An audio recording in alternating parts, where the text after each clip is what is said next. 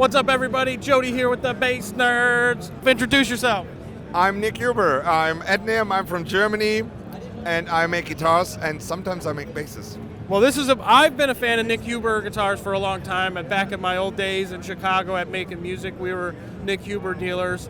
Big fan of the stuff. When I found out we had a bass here, Mark and I made a beeline over here to check it out. So, can you tell us a little bit about this bass? So this bass goes back a few years. So actually, this bass only exists because I met Nate Mandel after a Foo Fighters show backstage, and Nice. because I had a little bit to do with the band, and Pat Smear said, hey, "This is Nick. He makes the amazing guitars." Just what he said, Yeah. and then Nate said, "Are you making any basses?" I said, "No, not yet, but I had this idea in mind. Would you maybe?" I said, "Yeah, I would be interested." So I made a bass, brought it to Nate. He played it, and he gave me some comments, made a second one, which he then bought. Nice. And actually, that bass you can also see in Dave Grohl's Play video. I don't know where with that. Okay. So that was the first one. So Nate actually was responsible that I got into basses. Very nice. At some point, I met Michael Leake. Never heard of him.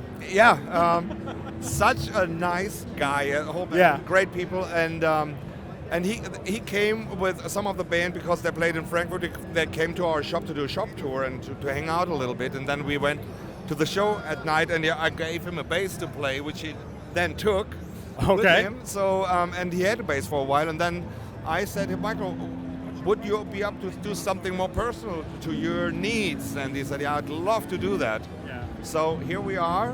After visiting Michael in Spain in the studios, we had a chat. We made a prototype for him. We changed just the top wood and the color, and so here we are with the second of his signatures. Nice. So, is this a swamp ash body? Swamp ash body, right, and a maple neck, a rose fingerboard with a vintage celluloid inlays, and pretty much the same specs like the bass Michael already played, but he wanted to go for a Curtis Novak H22 gold foil pickup. Good choice. We had the block inlays, but and this is pretty much it. And when we were in his studio, we were chatting about the bass. He had a green one. He said, "I love the look of the back so much. Would it maybe be possible to do the front the same?" Yeah. I said, "I think we can do that."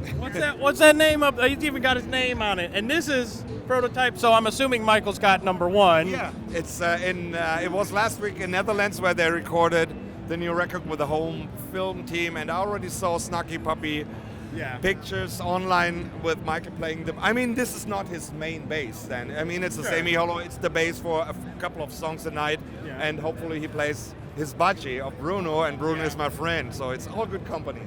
Awesome, awesome. Well, this is a beautiful bass. I've been noodling on it here a little bit. Maybe we'll get the Bass Nerd to do a little demo on it if we can. Absolutely. I need a firm commitment.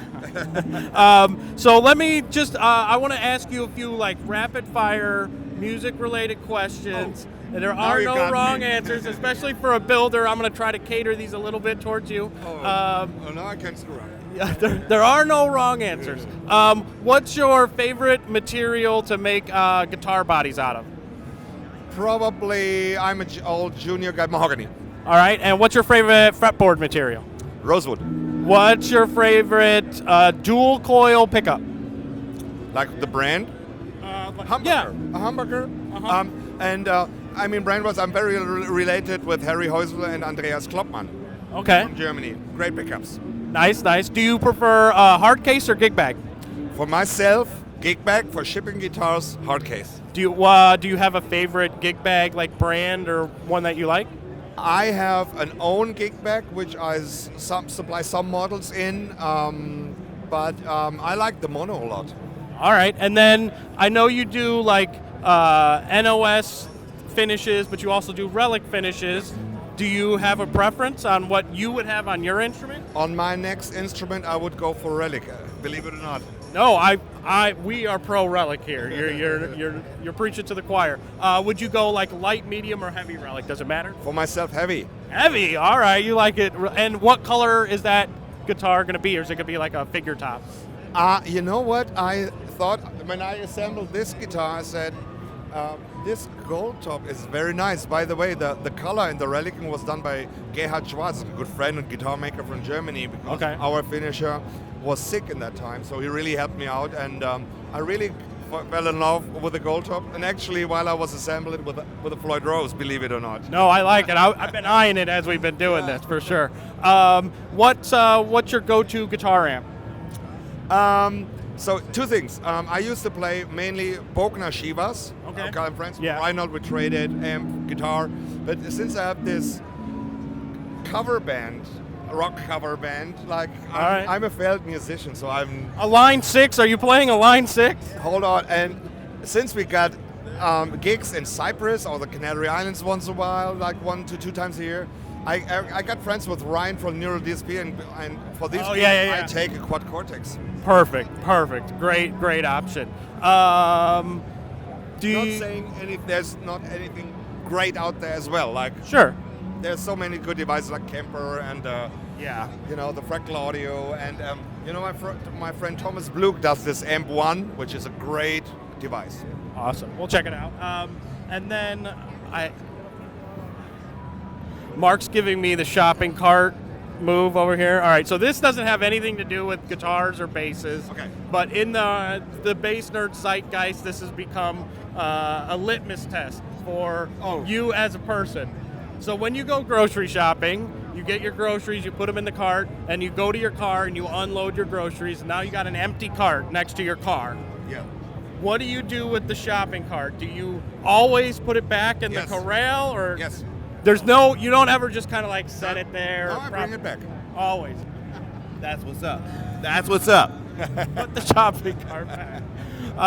What's your favorite guitar pedal? I don't play many pedals. I used to play only in rock bands, but You I could would say tuner. I would say I use the what's it called, Peterson tuner a lot, Yeah? and I did a band with some Foo Fighters covers, and I love the MXR phaser. Awesome. Is there a piece of gear that what do you think the next piece of gear you're looking forward to picking up that's maybe not a Nik Huber guitar? An acoustic guitar from Lakewood in Germany. All right, cool. And then if anybody wants to check out the Nik Huber stuff, how do they find you? Oh, you find me on Nik Huber Guitars, nikhuber-guitars.com. Okay. And in Rottgau, Germany, near to Frankfurt. Awesome. Well, thank you so much, Nick. I'm looking forward to getting one of these in my hands, and we'll catch you on the next one.